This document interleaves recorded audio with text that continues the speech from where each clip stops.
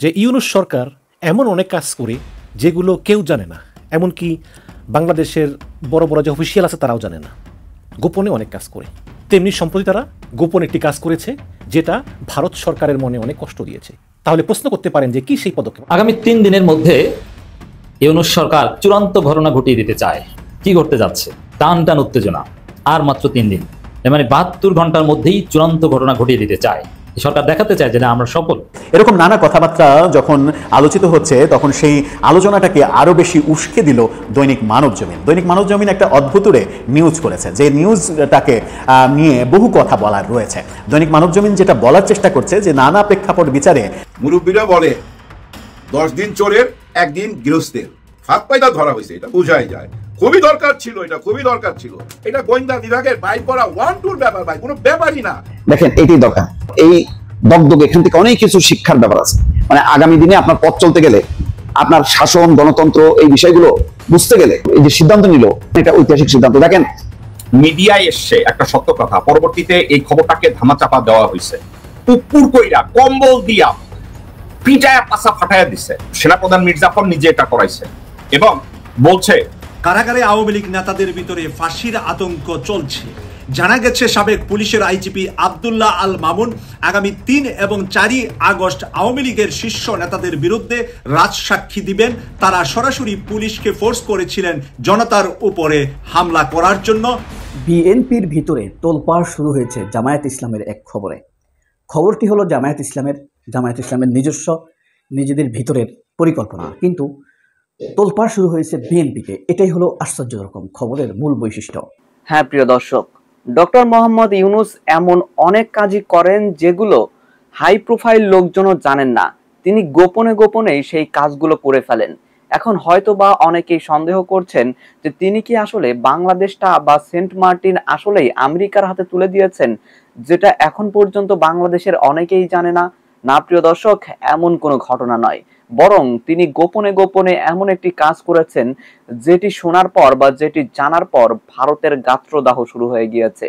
তিনি কিন্তু ক্ষমতায় আসার পরই বলেছিলেন বাংলাদেশকে যদি ভারত অস্থিতিশীল করতে চায় তবে ভারতও অস্থিতিশীল হয়ে যাবে। দর্শক, তবে কি সেই সময়টি ঘনিয়ে এসেছে? ডক্টর মোহাম্মদ ইউনূস হঠাৎ করে গোপনে গোপনে ঠিক কি এমন কাজ করেছেন যেটা আশা করছি আজকের নিউজটি সম্পূর্ণ মনোযোগ সহকারে দেখলেই আপনারা জানতে পারবেন। দর্শক, এরই সাথে সাথে কারাগারে আওয়ামী লীগ নেতাদের সাথে ঠিক কি করা হচ্ছে, তাদের আয়ু আর ঠিক কতদিন রয়েছে, তাদেরকে শাস্তি হিসাবে ঠিক কি শাস্তি দিলে আপনারা খুশি হবেন দর্শক, সেটি তো জানাবেনই। এবং এর সাথে সাথে আপনারা জানবেন, একজন বিশ্লেষক বলেছেন সেনাপ্রধান ওয়াকারুজ্জামানের নেতৃত্বে একজন রাজনৈতিক ব্যক্তিকে, যাকে আপনারা সকলেই চেনেন, তাকে বেদম পেটানো হয়েছে। এমনকি বলা হয়েছে যে কেন সেই কথাগুলো বলেছিল বা কেন সেই কথাগুলো ফাঁস করেছিল। দর্শক, রাজনৈতিক ব্যক্তিবর্গের নামটি আমি এখনো বলছি না, কারণ আপনারা যদি ভিডিওটি দেখেন তাহলে তার নামটি জানতে পারবেন। দর্শক, আমি আর বেশি কথা বাড়াবো না। আমি ভিডিও শুরুতে আপনাদের আরো যে ভিডিওগুলোর অংশ বিশেষ দেখিয়ে শুরু করেছিলাম, সেই ভিডিওগুলোর বিস্তারিত আলোচনা দেখাবো। তবে তার আগে বলি, যারা এখনো চ্যানেলটি সাবস্ক্রাইব করেননি সকলে চ্যানেলটি সাবস্ক্রাইব করে পাশে থাকা বেল আইকনটি বাজিয়ে দিবেন। আর যারা ইতিমধ্যে সাবস্ক্রাইব করে গেছেন তাদের সকলকে অসংখ্য ধন্যবাদ। তো চলুন একটি লাইক দিয়ে আমরা ধারাবাহিকভাবে সবগুলো ভিডিওর বিস্তারিত আলোচনা দেখে আসি। আমি একটা কথা বারবার বলি যে ইউনূস সরকার এমন অনেক কাজ করে যেগুলো কেউ জানে না, এমনকি বাংলাদেশের বড় বড় যে অফিসিয়াল আছে তারাও জানে না, গোপনে অনেক কাজ করে। তেমনি সম্প্রতি তারা গোপনে একটি কাজ করেছে যেটা ভারত সরকারের মনে অনেক কষ্ট দিয়েছে। তাহলে প্রশ্ন করতে পারেন যে কি সেই পদক্ষেপ? আমি আসবো। বাংলাদেশ হচ্ছে world 3rd largest clothing export country. China এবং ভিয়েতনামের পরেই বাংলাদেশের অবস্থান। এক সময় ছিল চায়নার পরেই বাংলাদেশ, এখন ভিয়েতনাম মাঝে দিয়ে ঢুকে গিয়েছে। তো এই যে তৈরি পোশাকগুলো রপ্তানি করে বিলিয়ন বিলিয়ন ডলারের তৈরি পোশাক, এই তৈরি পোশাকের সবচেয়ে বড় কাঁচামাল কোনটা? নিঃসন্দেহে তুলার কোনো বিকল্প নাই। একটা গার্মেন্টস ইন্ডাস্ট্রি টিকিয়ে রাখার সবচেয়ে বড় উপাদান হচ্ছে সস্তায় শ্রম, এতে কোনো সন্দেহ নাই। বাংলাদেশের শ্রম সস্তা তুলনামূলকভাবে। এবং দ্বিতীয় দরকার জিনিসটা কিন্তু হচ্ছে তুলা। এছাড়া বিদ্যুৎ, গ্যাস এগুলো তো আছেই। তুলা, এই তুলাটা অবশ্যই দরকার। এবং শেখ হাসিনা সরকারের আমলে এই তুলার বেশিরভাগই ভারত থেকে আমদানি করা হতো। কিন্তু শেখ হাসিনা ভারতে পালিয়ে যাওয়ার পর ডক্টর ইউনূস সরকারের সঙ্গে ভারত সরকারের সম্পর্ক একদম খারাপ হয়ে যায়। এবং খারাপ হওয়ার পরই বাংলাদেশ সরকার এই তুলার বিষয়ে ভারতের উপর থেকে নির্ভরশীলতা কমাতে শুরু করে। কারণ ইউনূস সরকার মনে করেছে যে যেহেতু আমাদের অর্থনীতি গার্মেন্টস শিল্পের উপর নির্ভরশীল এবং গার্মেন্টস শিল্পের অপরিহার্য উপাদান হচ্ছে তুলা, সেই তুলা যদি ভারত হঠাৎ করে বন্ধ করে দেয় তাহলে আমরা বিপদে পড়ব। এবং ভারতের তো অভ্যাস আছেই নিজেদের নাক কেটে পরের যাত্রা ভঙ্গ করা, যেমন ভারত বাংলাদেশকে ভিসা দেয় না, এতে কিন্তু ক্ষতি হচ্ছে ভারতের অর্থনীতির। কিন্তু ওই যেটা জিদ, তোর হাসিনাকে তাড়িয়ে দিলি, তোদেরকে ভিসা দেবো না, এরকম। তো তারপরেই ইউনূস সরকার করে কি, তারা ভারত থেকে আমদানি কমিয়ে তারা নজর দেয় ল্যাটিন আমেরিকার দেশ ব্রাজিল এবং পূর্ব এবং পশ্চিম আফ্রিকার দিকে। ওই সব দেশে প্রচুর খালি জমি জমা পড়ে রয়েছে, অনেক তুলা চাষ করে এবং দামেও একরকম ভারতের মতোই পড়ে, আমদানি পরিবহন সব মিলিয়ে। সম্প্রতি আপনারা আফ্রিকার দেশ বুরকিনো ফাসোর নাম শুনেছেন এবং আপনারা বুরকিনো ফাসোর যুবক রাষ্ট্রপতি ইব্রাহিম ট্রাওরে তার ভাষণ শুনেছেন। এই যুবক একসময় সেনাবাহিনীতে ছিলেন এবং তিনি ক্ষমতায় এসেই তিনি পশ্চিমা প্রভাবের বিরুদ্ধে কথা বলেন, পশ্চিমা সংস্কৃতির বিরুদ্ধে কথা বলেন, পশ্চিমা আগ্রাসনের বিরুদ্ধে কথা বলেন এবং তিনি তার কলোনিয়াল গুরু ফ্রান্সের সঙ্গে সম্পর্ক ছিন্ন করেন এবং তিনি বলেন যে আমরা আফ্রিকা, আমরা পৃথিবীর অন্যতম একটি শ্রেষ্ঠ জাতি, আমরা নিজেরাই স্বয়ংসম্পূর্ণ, শুধু আমাদের ভিতর একতার অভাব, আমাদের ভিতর জ্ঞানের অভাব। আমরা যদি ইউনাইটেড থাকি তাহলে আমাদের আর পশ্চিমা শক্তির প্রয়োজন নেই। এবং অলরেডি এই ইব্রাহিম ট্রাওরে তিনি কিন্তু পুরো আফ্রিকার নেতা হওয়া শুরু করেছেন। আফ্রিকার বহু দেশের মানুষ তাকে ফলো করে, তার ভাষণ শোনার জন্য ওয়েট করে, সেটা বুরকিনো ফাসোর মানুষই হোক না কেন, বা লিবিয়া বা দক্ষিণ আফ্রিকা, নাইজেরিয়া বা উগান্ডা, রুয়ান্ডা, সবাই। তো তিনি আফ্রিকা নেতা হয়ে গিয়েছেন। তো সেই ইব্রাহিম ট্রাওরের সঙ্গে সম্প্রতি বাংলাদেশের একজন কূটনীতিক গিয়ে তার সঙ্গে দেখা করেছেন এবং দেখা করে তুলা আমদানির আগ্রহ প্রকাশ করেছেন এবং সেখানে একটি চুক্তিও হয়েছে। এবং এই বুরকিনো ফাসো থেকে $139 মিলিয়ন তুলা কেনার একটা চুক্তি বাংলাদেশ প্রাথমিকভাবে সম্পন্ন করেছে বলে আমরা জানতে পেরেছি। এবং এই মুসলিম দেশ বুরকিনো ফাসো, তারা এই চুক্তি করতে পেরে, বাংলাদেশের সঙ্গে চুক্তি করতে পেরে তারা খুবই খুশি। তারা এত খুশি দেখে আমার খুব ভালো লাগলো এবং তারা খুব প্রচার করতেছে, দেখো আমরা বাংলাদেশের সঙ্গে চুক্তি করতে পেরেছি, আমেরিকা না, ফ্রান্স না, ইংল্যান্ড না, আমরা চুক্তি করেছি বাংলাদেশের সঙ্গে, যেই বাংলাদেশ তৃতীয় বৃহত্তম ক্লোদিং এক্সপোর্ট কোম্পানি এবং তারা আমাদের কাছ থেকে তুলা কিনবে। তারা খুবই খুশি কিন্তু, এবং এটা দেখে কিন্তু ভালো লাগে যে পশ্চিম আফ্রিকার একটি গরিব দেশ বুরকিনো ফাসো, মুসলিম ভাই, তাদের কাছ থেকে আমরা তুলা কিনব এবং এই তুলা কেনার জন্য তারা কি খুশি। অথচ আমরা ভারত থেকে বছরে $12 বিলিয়ন পণ্য কিনি, আর ভারত কিনে মাত্র $1 বিলিয়ন।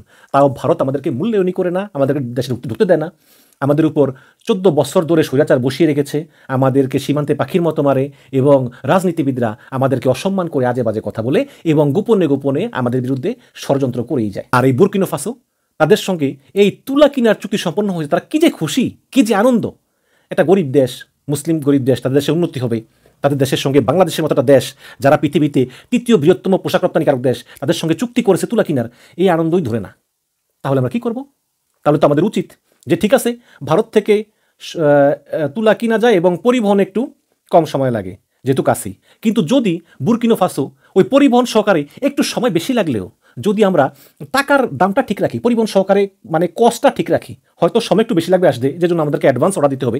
আমার মনে হয় যে আমাদের এই বুরকিনো ফাসো থেকেই তুলাটা কিনা উচিত। যদিও সরকার ব্রাজিলের কাছ থেকেও প্রচুর তুলা কিনতেছে এবং আফ্রিকার অন্যান্য দেশের কাছ থেকেও কিনতেছে, আমি মনে করি এটা সঠিক। কারণ শুধুমাত্র ভারতের উপর নির্ভর না থেকে আফ্রিকার দেশগুলো থেকে এবং ল্যাটিন আমেরিকার দেশ থেকেও তুলা কিনা উচিত।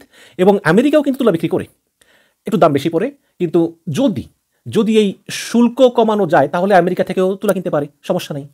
আমি শুধু একটা কথাই বলি যে আমাদেরকে যেভাবেই হোক ভারত নির্ভরতা কমাতে হবে। আগামী 3 দিনের মধ্যে ইউনূস সরকার চূড়ান্ত ঘটনা ঘটিয়ে দিতে চায়। কি ঘটতে যাচ্ছে? টান টান উত্তেজনা, কি হবে? অধীর আগ্রহে আমরা অপেক্ষা করছি। আর মাত্র 3 দিন, 3 days left।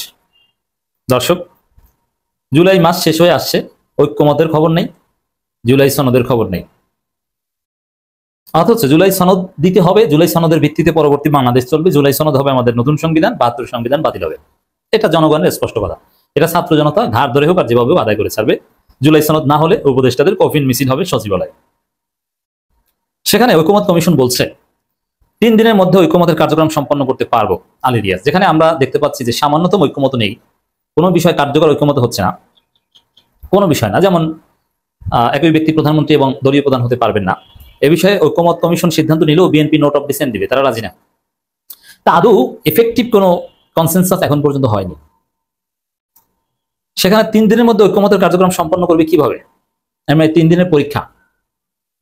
ট্রান্সেন্ডেন্টাল যদি কিছু করতে পারে, অলৌকিক যদি কিছু করতে পারে তাহলে হবে। আমরা প্রত্যাশা করি যেন পারে। বিশেষ করে জুলাই সনদ কার্যক্রম সম্পন্ন করা মানে জুলাই সনদ রাজনৈতিক দলগুলোর কাছে খসড়া পাঠিয়েছে, সেখানে সাইন করবে কি করবে না, সময় কিন্তু 31 জুলাই পর্যন্ত। এই 3 দিনের মধ্যে কি সবাই সাইন করবে, সবাই একমত হবে কিনা, কোনো পয়েন্টে ইখতিলাফ বেঁচে থাকবে কিনা, পাঠিয়েছে ঠিক আছে, কিন্তু তারা রিপ্লাই দিবে কিনা, সবকিছুর মধ্যে অনিশ্চয়তা। এর মানে এই মুহূর্তে রাজনীতিতে একটা টান উত্তেজনা বিরাজ করছে। সেখানে সরকার মাত্র 72 ঘন্টার সময় নিয়েছে। এর মানে 72 ঘন্টার মধ্যেই চূড়ান্ত ঘটনা ঘটিয়ে দিতে চায়। সরকার দেখাতে চায় যে না, আমরা সফল, ঐকমত্য কমিশনে আমরা সিদ্ধান্ত নিতে পেরেছি, জুলাই সনদ দিতে পারছে। এর মানে 72 ঘন্টার পরীক্ষা, সমগ্র জাতির দৃষ্টি কি ঘটে সেই দিকে আমরা অপেক্ষা করছি। আগামী 3 দিনের মধ্যে অনেকগুলো কাজ সম্পাদন করে ঐকমত্যের প্রক্রিয়া সম্পন্ন করার আশাবাদ ব্যক্ত করেছেন জাতীয় ঐকমত্য কমিশন সহসভাপতি অধ্যাপক আলী রিয়াজ। মানে এখানে প্রফেসর ইউনূসের রিপ্রেজেন্টেটিভ, ইউনূসের কথাই তিনি যা করার করেন। জুলাই সনদের বিষয়ে আমি বলে দিচ্ছি, বিএনপির মৌলিক আপত্তি আসবে। বিএনপি বলবে এই জুলাই সনদ বাস্তবায়ন হলে নির্বাচন বিলম্বিত হবে, গণতান্ত্রিক প্রক্রিয়া ব্যাহত হবে, এই কথা বিএনপি বলবে। বিএনপি আরো বলবে সাংবিধানিক ধারাবাহিকতা বজায় থাকবে। এই জুলাই সনদ 71 মুক্তিযুদ্ধকে খাটো করা হয়েছে, 24কে অতিরঞ্জিত ভাবে উঠানো হয়েছে। বিএনপি আরো বলবে যে একটা বিশেষ দল 2টা দলকে সুবিধা দেওয়ার জন্য এই জুলাই সনদ, এনসিপি জামাতকে সুবিধা দেওয়ার জন্য নানান পয়েন্টে আপত্তি তুলে ভারতের কথায় বিএনপি ঝামেলা সৃষ্টি করবে। আপনি পারবেন না, ঘোষণা করলেও সেটা টেকসই হবে না। তার মানে আমাদের চূড়ান্ত যে স্বপ্ন সেটা আদায় করতে হলে আরেকটা বিপ্লব লাগবে রাজপথে। সেটা শুরু হতে পারে চুপ্পুকে সরিয়ে দেওয়ার মধ্য দিয়ে। অনেক বিষয়ে দ্বিমত থাকলেও কোনো কোনো গুরুত্বপূর্ণ পয়েন্টে কিন্তু ঐকমত্য হয়েছে। তার মধ্যে একটি হচ্ছে, এক ব্যক্তি 10 বছরের বেশি প্রধানমন্ত্রী নয়, একমত সব দল। দর্শক, আজকে যদি একমত হয়ে থাকে তাহলে 30টা রাজনৈতিক দল একমত হয়েছে।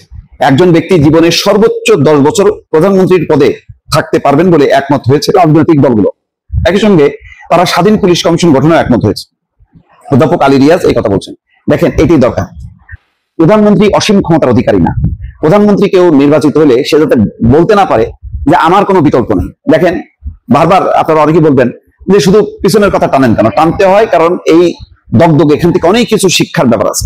মানে আগামী দিনে আপনার পথ চলতে গেলে, আপনার শাসন, গণতন্ত্র, এই বিষয়গুলো বুঝতে গেলে আপনাকে টানতে হবে প্রতি পদে পদে যে বিগত সময় কি কি ভুল ছিল, ভুলের প্রেক্ষিতে কি কি সঠিক কাজ ছিল। যেমন শেখ হাসিনা 15 বছর কেন, আবার তো টার্ম শেষ হলো, 20 বছর থাকতো। মানে ওনার যদি হায়াত আরো থাকতো, উনি বলতো যে না, আমার আরো থাকার দরকার আছে। দল বলতো যে হ্যাঁ আপনি থাকেন, তার মন্ত্রী কেউ বলতো না যে না আপনার থাকা উচিত না, দেশে গণতন্ত্রের জন্য, আবার নেতৃত্বের বিকাশের জন্য এটা দরকার আছে, বলতো? কেউ বলতো? শেখ হাসিনাকে বলার কারোর সাহস ছিল যে আপনি প্রধানমন্ত্রী হবেন না? না দর্শক, কারোরই সাহস ছিল না।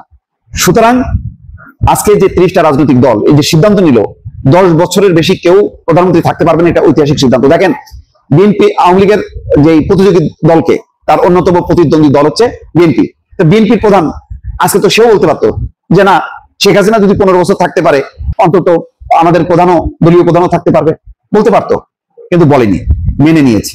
এটাই হচ্ছে গণতন্ত্র। এই যে আলাপ আলোচনা করতে করতে এটাই হচ্ছে আপনার গণতন্ত্রের আপনি বিকাশ, উৎকর্ষ বা ধারাবাহিক গণতন্ত্রকে আপনি যদি উন্নত করতে চান, আপনাকে আলাপ আলোচনা করতেই হবে। এই যে 19 দিন ব্যাপী আলোচনা হচ্ছে, আমি মনে করি এটা একটা ভালো সিদ্ধান্ত হয়েছে, যাতে কেউ মনে না করতে পারে আমি শেষ প্রধানমন্ত্রী, মানে আমার বাইরে আর কেউ নাই। নো, কেউ কি চিন্তা করছিল যে ডক্টর ইউনূস আজকে মানে সরকারের প্রধান উপদেষ্টা, মানে কিন্তু উনি তো প্রধানমন্ত্রী এক অর্থে, এই পদে উনি আসবেন, এটা কি স্বাভাবিক? স্বাভাবিক না। কিন্তু রাজনৈতিক পরিস্থিতি তাকে এই পদে আনতে বাধ্য হয়েছে। যেমন আপনি বলবেন যে না, এটা তো কোনো সংবিধান সম্মত না, সংবিধান বহির্ভূত, অবৈধ, বলার কোনো কারণ নেই। কারণ আপনি যে শাসন ব্যবস্থাটা তৈরি করছিলেন সেটা হচ্ছে একটা অবৈধ শাসন ব্যবস্থা। আপনি এমন একটা ভোট ব্যবস্থা, এমন একটা প্রশাসনিক ব্যবস্থার মধ্যে ভোটটাকে নিয়ে গেছেন যে এখানে কোনো ক্ষমতার বদল হবে না। তা ক্ষমতার বদল হবে না মানে কি আপনি খুব নিয়মতান্ত্রিক, শাসনতান্ত্রিক হয়ে গেল? তা তো না, স্বৈরতান্ত্রিক হয়ে গেল। তা স্বৈরতান্ত্রিক ব্যবস্থাকে আপনি বলতে পারবেন না এটা খুব শাসনতান্ত্রিক, খুব গণতান্ত্রিক, আর এখন যে ক্ষমতা আছে সেই ক্ষমতার কোনো সাংবিধানিক ভিত্তি নেই। নো, আপনি বলতে পারেন না। কারণ লক্ষ লক্ষ মানুষ, টেলিভিশন থেকে শুরু করে সবাই সাক্ষী যে মানুষ নেমে আসছে, একটা পরিবর্তন ঘটাইছে। গণ অভ্যুত্থানের পরপরই তো কোনো নিয়মতান্ত্রিক কোনো শাসন থাকে না, এমনই হয়। যেমন অস্থায়ী বিচারপতি শাহাবুদ্দিন আহমেদ ছিলেন, তেমনই তারপরে 5 বছর পর তত্ত্বাবধায়ক সরকার সংবিধানে তখন আনা হয়েছিল। এখন তো সেই অবস্থা করে দিয়ে যায়নি, এমন একটা ব্যবস্থা করছে যে ক্ষমতার কোনো পরিবর্তন হবে না। তো আপনি যখন কি কোনো পানি নামবে, তার যদি পথটাকে আপনি রুদ্ধ করেন, তখন পানি উপচায় পড়বে, তখন সেই উপচায় পড়ে আপনাকে ডক্টর ইউনূসকে গিলতে হচ্ছে। সামনে আপনি কি করবেন সেটা হলো বড় কথা। অতীতের কথা বাদ দেন, সামনে করতে হবে ওইটাই, গণতন্ত্রকে যে কোনো ভাবে। আপনার গণতন্ত্র প্রতিষ্ঠা হয়ে গেলে কি একদম দুধের নহর বইবে? তা তো বইবে না। গণতন্ত্রেরও অনেক কণ্টকাকীর্ণ পথ আছে, সেই পথকে আপনাকে পাড়ি দিতে হবে, কিন্তু গণতন্ত্রকে কোনোভাবেই গলা টিপে হত্যা করা যাবে না। গণতন্ত্রের সংকট সমাধানের জন্য গণতন্ত্রকে আরো বেশি করে আপনাকে চর্চার মধ্যে নিয়ে আসতে হবে। সুতরাং সেই কাজটা করলে আমরা ভবিষ্যতে একটা গণতান্ত্রিক প্রধানমন্ত্রী পাবো। স্বৈরতান্ত্রিক প্রধানমন্ত্রী আমাদের দরকার, আমাদের গণতান্ত্রিক প্রধানমন্ত্রী দরকার। এবং এইটা যে মাথার মধ্যে থাকবে যে 2 বারের বেশি হওয়া যাবে না, টানা মানে 10 বছরের বেশি কেউ থাকতে পারবে না, সেটা গ্যাপ দিয়ে হোক অথবা পরপর হোক, এটা গুরুত্বপূর্ণ। এই যে এতদিন আলাপ আলোচনার মধ্য দিয়ে এই উপলব্ধিটা, এটা একটা গণতান্ত্রিক উপলব্ধি, এটাকে অবশ্যই ওয়েলকাম জানানো উচিত। দর্শক, মিডিয়ায় এসছে একটা সত্য কথা, পরবর্তীতে এই খবরটাকে ধামাচাপা দেওয়া হয়েছে। হাসনাত আব্দুল্লাহকে আর্মি উঠায় নিয়ে পিটাইছে, উপর কইরা কম্বল দিয়া পিটায়া পাশা ফাটাইয়া দিছে। সেনাপ্রধান মীর জাফর নিজে এটা করাইছে এবং বলছে বেশি কথা শিখছ, তোমারে কেউ ঠেকাইব এখানে। ওয়াকার, হাসনাত আব্দুল্লাহ বলেন, নাহিদ বলেন, সার্জিস বলেন, in the eyes of সেনাপ্রধান Mir Zafar, in the eyes of Indian agency, these are just cartoon. হাসনাতরে বলেন, সার্জিসরে বলেন, নাহিদরে বলেন, আসিফরে বলেন, they are nothing but a cartoon in front of them. এরা হচ্ছে ছোট ইঁদুরও না, বাইতে আছে না ইঁদুরের ছোট জাত, এটারে কি কোন আপনাদের দেশ আঞ্চলিক ভাষায় ছোট ইঁদুর, এটারে কি বলেন? ওই ইঁদুরই কয় আর কি। না ভাই, আমাদের দেশে বরিশালে কয় বাইতা, একেবারে বাইতা। এই হাসনাত আব্দুল্লাহ, সার্জিস, এরা হচ্ছে বাইতা। তো এখন আপনি বলছেন হাসনাত আব্দুল্লাহ স্বাস্থ্য উপদেষ্টার পদত্যাগ চাইতেছে, শিক্ষা উপদেষ্টার পদত্যাগ চাইতেছে, অমুকের পদত্যাগ চাইতেছে। ভাইরে একটা কথা, এখন আমি কি এরপরও বলবো হাসনাত, নাহিদ, সার্জিস ওরা খারাপ কাজ করছে? আমি বলবো যে না রে ভাই, ওরা এই বয়সে যা কিছু করছে আমি তারপরে ওদেরকে প্রশংসা দেব একটা কারণে, প্রশংসা করবো একটা কারণে।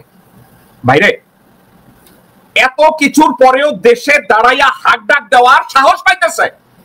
তারা জানে তাদেরকে মেরে ফেলা হতে পারে, তারপরেও তারা পারতেছে। এখন এক্ষেত্রে জনগণের একটা অভিযোগ আছে, এই অভিযোগটাকে আপনি কিভাবে দেখবেন? ডক্টর মোহাম্মদ ইউনূসকে চাইলেই কেউ মারতে পারবে না, কিন্তু ডক্টর মোহাম্মদ ইউনূস, আপনি কি মনে করেন উনি কোনো বলিষ্ঠ সিদ্ধান্ত নিচ্ছেন? ওনার বলিষ্ঠ সিদ্ধান্তটাকে সামনে নিয়ে এগোনোর মতো এখন পর্যন্ত উনি কি খুব স্ট্রিক্ট কোনো সিদ্ধান্ত নিয়ে দেখাইছেন কিনা যে he is the decisive leader? এখন পর্যন্ত দেখাইছে কিনা? আমি আর আপনি তো নাহিদরে, হাসনাত আব্দুল্লাহরে ওদেরকে আমরা সমালোচনা করতেই পারি, কিন্তু ডক্টর মোহাম্মদ ইউনূস এখন পর্যন্ত ডিসিসিভ একটা সিদ্ধান্ত নিছে, পারছে। হ্যাঁ, উনি যে ফিলসফিক্যালি বাংলাদেশের পলিটিক্যালি এটাকে সাস্টেইন করাইতে চাইতেছে যে হ্যাঁ বাংলাদেশে একটা সুস্থ রাজনীতি হোক, একটা শাসন ব্যবস্থা হোক, সাংবিধানিকভাবে এটা হোক, আমি সবগুলোর সাথে একমত। কিন্তু বাংলাদেশের না, শুধু ধরেন কোন একটা মানুষের পক্স হইছে, এখন এই পক্স গুলোকে শুকানোর জন্য একটা অ্যান্টিবায়োটিক দেয়। কেন দেয় জানেন? ঘাটার জন্য আরো বেশি আকার ধারণ না করে যা হয়েছে ওইটার জন্য এমিশনে নিয়ে যায়, ওমিশনে নিয়ে যায়।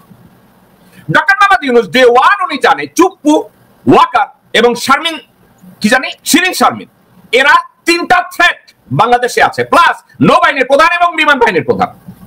উনি ডক্টর খলিলকে অ্যাপয়েন্টমেন্ট দেওয়ার পরে এখন পর্যন্ত একটা আদেশ দিয়ে উনি যদি বলতো আমি সিদ্ধান্ত নিলাম আমি ওয়াকারকে সেনাবাহিনীর, নৌবাহিনীর প্রধান, বিমান বাহিনীর প্রধান এবং চুপ্পুকে আমি রিপ্লেস করলাম, উনি এই ধরনের একটা অর্ডার দিয়ে বিশেষ ক্ষমতায় উনি এই আদেশটা দিতে পারতেন কিনা, এবং উনি যদি এই রিস্কটা নিতেন জনগণ ওনার সাথে থাকতো কিনা, মানে এটা থাকতে পারতো কিনা? আপনি মনে করেন কিনা, আপনি কি মনে করেন না যে ওয়াকার এবং চুপ্পু এবং ইন্ডিয়ান এই ফোর্সরা এরা যদি পারতো ইউনূসে, ডক্টর মোহাম্মদ ইউনূসকে আগামী কালকে কম্বল চাপা দিয়া, বালিশ চাপা দিয়া মেরে ফেলাইতো? যেহেতু মারে নাই, যেহেতু ক্ষমতার থেকে সরায় নাই, এর অর্থ কি? তারা ইউনূসকে, তাহলে ডক্টর মোহাম্মদ ইউনূসের বোঝা উচিত আমি 84-85 ইয়ার্স ওল্ড, আমার যে ওয়ার্ল্ড ওয়াইড কানেকশন আছে, আমার উপরে তারা এই ধরনের স্টেপ নিতে সাহস পাবে না। তাহলে ডক্টর মোহাম্মদ ইউনূস একটা রিস্ক কেন নিতেছে না? ডক্টর মোহাম্মদ ইউনূসের উপরে অবজেকশন আছে, উনি নাকি সেনা সদরে ওনার জন্য একটা রুম দেয়া আছে, প্রতিরক্ষা মন্ত্রণালয়ের রুম, উনি নাকি ওখানে যায় না। সবাই বলে ডক্টর মোহাম্মদ ইউনূস নাকি ওখানে ভয়ে যান না। আবার বলে ডক্টর মোহাম্মদ ইউনূসের সামনে কোনো কাগজপত্র দেওয়া হয় না, ওনার উপদেষ্টারা সঠিকভাবে ওনার সাথে কোঅর্ডিনেট করতে পারে না, কারণ ওনার সেক্রেটারি কেউ ঢুকতে দেয় না। একটা কথা আছে, 2 দিন আগে আমি শুনেছি, আমি নাম মেনশন করব না, জেনারেল হাফিজ ডক্টর মোহাম্মদ ইউনূসের প্রতিরক্ষা উপদেষ্টা ওয়াকার তাকে বসাইছে। কোন একটা জায়গায় জেনারেল হাফিজ বলছে যে সেনা সদর থেকে ফাইল আসছে, ডক্টর মোহাম্মদ ইউনূসের সামনে দেওয়া হয়েছে। ডক্টর মোহাম্মদ ইউনূস গত 3 মাসে এই ফাইলটার দিকে ধরেও নাই, এবং হাফিজ বা অন্য কেউ ডাইকা কনসাল্ট করে নাই যে সাবজেক্টটাকে গিয়ে আমার একটু ব্যাখ্যা করো, আলাপ আলোচনা করে নাই, জিজ্ঞাসা করে নাই।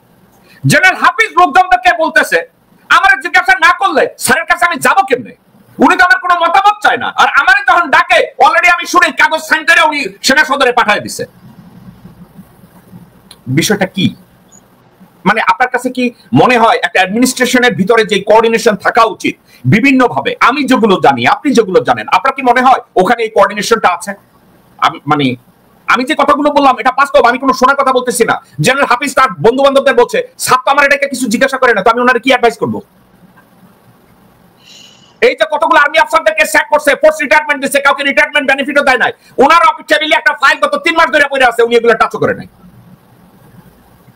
আর কাদেরকে প্রমোশন দিচ্ছে? ওয়াকার, জানেন যারা ভারতপন্থী, ওয়াকারের দল ভারী করে। যখন হাসিনা পালাইছে ওয়াকারের পক্ষে জেনারেল ছিল 14 জন, সেই 14 জন থেকে প্রমোশন দিতে দিতে এখন এই সংখ্যা দাঁড়াইছে 32। এখন আমি বলছি না যে এটা ineffectiveness of Dr. Mohammad Yunus management, কিন্তু আমি যেটা বললাম there is something we are missing, we all are missing something, what is it I don't know।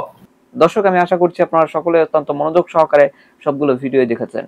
এমনকি দর্শক, যদি এই ভিডিওগুলো সম্পর্কে আপনাদের কোনো মতামত থেকে থাকে তাহলে তো অবশ্যই জানাবেন। দর্শক, নিউজটি শেষ করছি এখানে, ফিরছি পরবর্তী নিউজে নতুন কোনো টপিকে। আল্লাহ হাফেজ।